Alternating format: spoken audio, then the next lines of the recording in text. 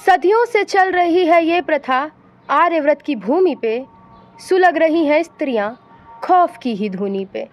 कि दिल्ली, हाथरस और कोलकाता, कि दिल्ली, हाथरस और कोलकाता, ये सारी बात की कहानी है।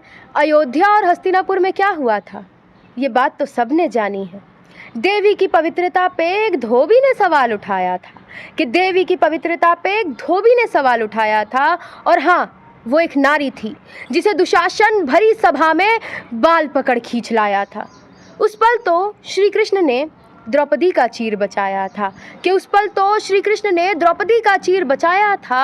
और अग्निदेव की अग्नि परीक्षा ने सीता को पवित्र बताया था।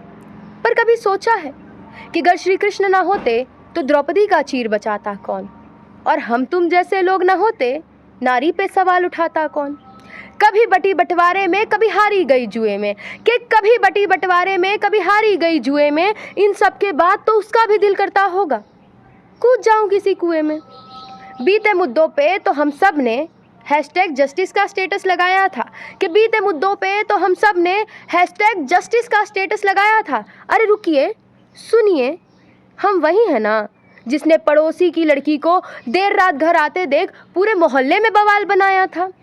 4 लटके थे फांसी पर, अब और 4 लटकाना है, कि 4 लटके थे फांसी पर, अब और 4 लटकाना है। पर इस बार हमें इंसाफ में 7 साल नहीं लगाना है।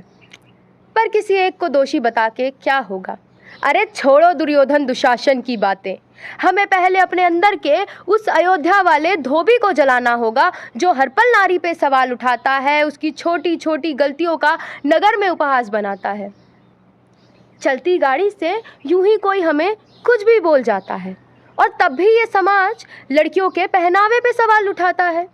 फिर 3-4 साल की बच्चियों के मुद्दों पे ये मौन ही रह जाता है।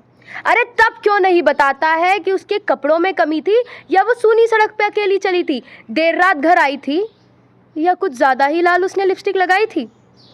तब जवाब नहीं होता है इनके पास।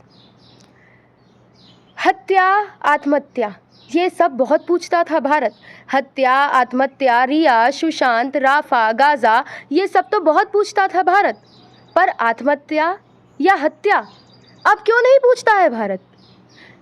क्यों नहीं पूछता है भारत कि क्यों किसी की लाडली यूं सता दी गई, क्यों इस तरह उसकी अर्थी उठा दी गई। मिली थी सत्ता या सत्ता की संतानें थी, क्या मिली थी सत्ता या सत्ता की संतानें थी। न जाने इन्होंने यूं किसे बचाने की ठानी थी। कि सन 57 की तरह फिर एक तलवार उठानी होगी, कि सन 57 की तरह फिर एक तलवार उठानी होगी। इस बार इस देश में पलते दरिंदों को ही नानी याद दिलानी होगी। और एक कलयुग है जनाब, हर नारी को अपने भीतर की रणचंडी जगानी होगी। अरे आएगी वो विकराल आकाश होगा, एक एक का पर्दाफाश होगा। और तब उठाया किसी नारी की इज्जत पे सवाल, फिर देखना सर्वनाश होगा।